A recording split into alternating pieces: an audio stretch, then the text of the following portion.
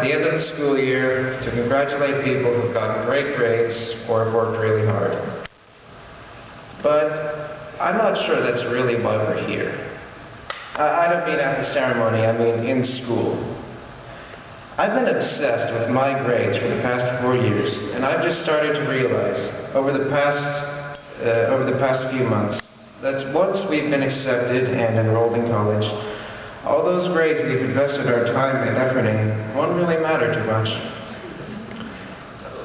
Being a perfectionist about your grades is a very shallow work ethic to have because you never look very far forward. You're always focused on one assignment, and then the next one, and then the next one. Trust me, I was a neurotic perfectionist. I worked hard, but I never knew what the real point of it was.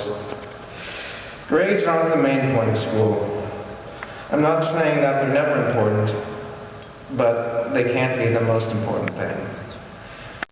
Grades also don't define how smart you are. You can get a perfect score on something if you figure out how to give a teacher exactly what they want. You can pass a class remembering nothing of what you were taught by puking back up whatever material was given to you. Finally, grades don't reflect how diligent you are.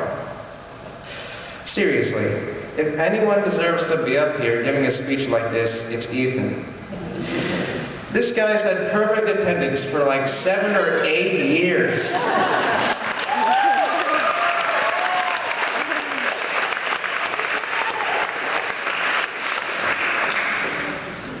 And let's face it, if you were a company employer, what would look better on a resume?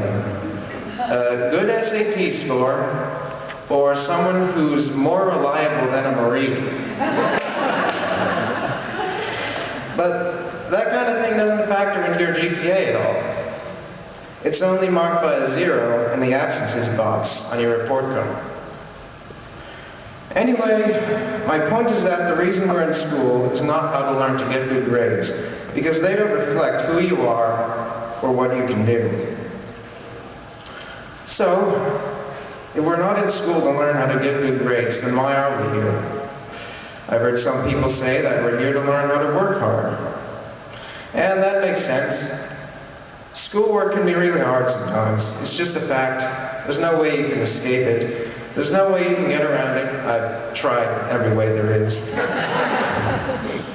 Eventually, you just need to sit down and do it. And if you see it as painful, it will be painful. Very painful. Or, if you could learn to accept it or even enjoy it, you've developed a very useful skill. In the end, your nights may get long, and your mind may get tired, but at least you're doing your best. However, while that sounds like a better answer than just to get good grades, I don't think learning to work hard is the main purpose of school either. If you graduate school just a hard worker, you run into the same problem you do if you only learn how to get good grades.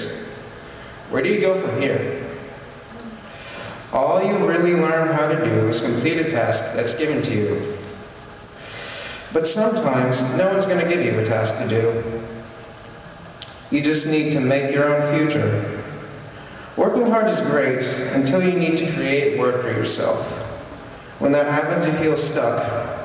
You sit down and wait until someone takes you by the hand and points you towards something. Another possible answer to what the main purpose of school could be is, the very obvious one, to make you smarter and to improve certain skills. It's a great feeling when you realize that something that was once hard has become easy for you. To an incoming freshman at CCA, a 5-page paper probably sounds wicked long. But by the time you graduate, you'll have written a 20-page giant, and you might have had to write as many as 15 pages worth of assignments in the span of a week. Seriously. It's incredibly useful to sharpen your skills and find your strengths. If you continue to work hard when something becomes easy for you, then you can become a human calculator or encyclopedia, full of knowledge and quick to figure out solutions to problems. But even there, the same problem keeps coming up. You graduate, you're brilliant, you're full of information, and then what? Sure, you can be a very useful and productive person if your mind is as quick as a calculator. But you know what a calculator is? It's a machine. It just sits there. It doesn't do anything until someone comes along and punches numbers into it. Only then does it come up with an answer. Look at me. I'm up here speaking as Salutatorian, but I still don't know how a credit card works. Or how paying taxes works. I don't even have my driver's license yet. All the knowledge in my head about books, history, and complex math hasn't helped me when it comes to some of the most basic aspects of just living in our society.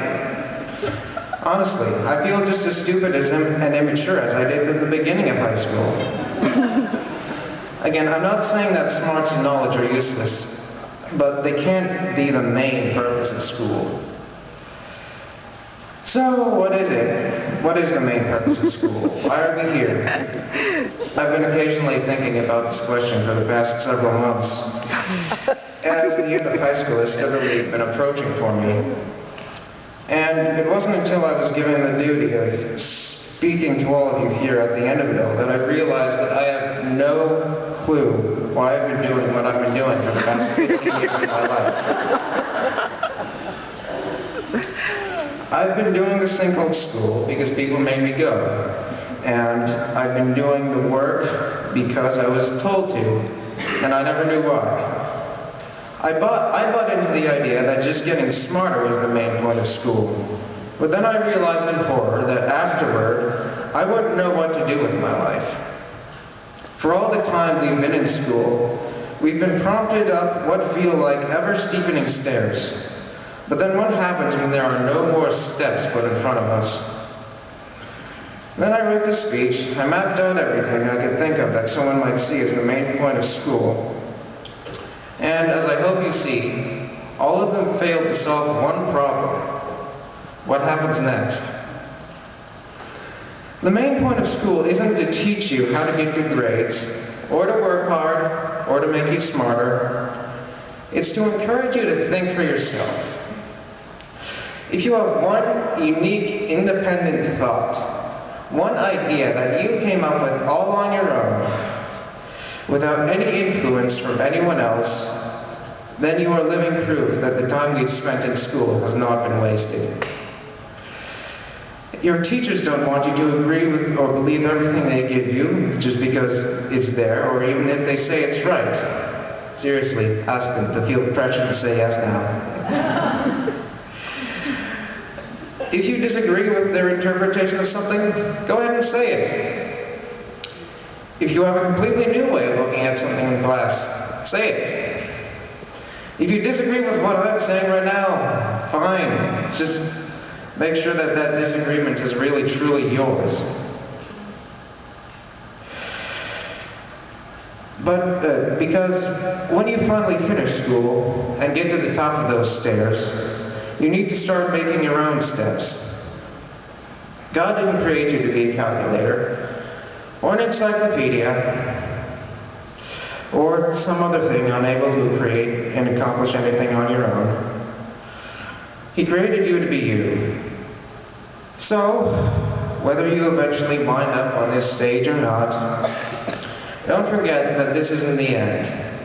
This isn't the end of your life, and depending on whether or not you go to college, this isn't even the end of school. Life goes on. Don't value yourself or your education by any certificates you are or aren't handed today. If there's one thing I hope you all graduate knowing, it's why you were here in the first place. To become the unique, thoughtful, discerning human being that God created you to be.